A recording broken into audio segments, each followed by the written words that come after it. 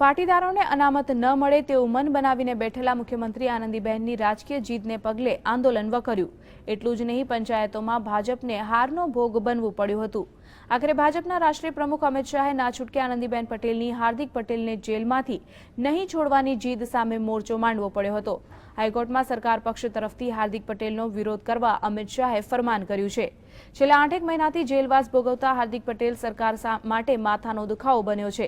જેલમાં બેઠા બેઠા પણ લેટર બોમ્બ ફોડીને ભાજપ સરકાર સામે આક્ષેપોનો દોર ચાલુ રહ્યો છે, જેથી મુખ્યમંત્રીએ પણ તેને જેલમાંથી નહીં છોડવાની જીદ પકડી રાખી છે। પાટીદારોનો આખો પ્રશ્ન હલ કરવા અમિત શાહે બાજી સંભાળી છે, ત્યારે તેમણે સરકાર કરતા સંગઠનનું મહત્વ વધુ છે તેવું અનામત જાહેર કરીને પ્રસ્થાપિત કરી દીધું છે।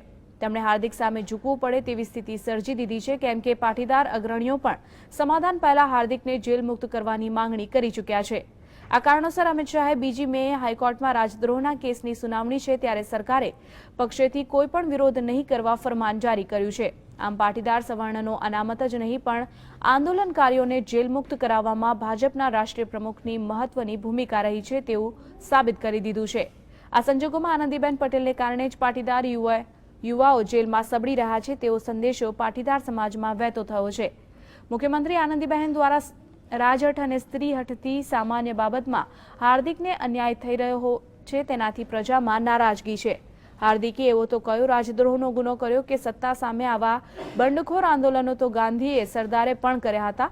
મહાગુજરાત આંદોલન ઇન્દુ ચાચાએ કર્યું હતું, ભાજપે પણ કોંગ્રેસ સામે આંદોલનો કર્યા હતા, તો આનંદીબહેનની ચાલે તો ગાંધીજી અને સરદાર સામે પણ રાજદ્રોહનો કેસ કરે।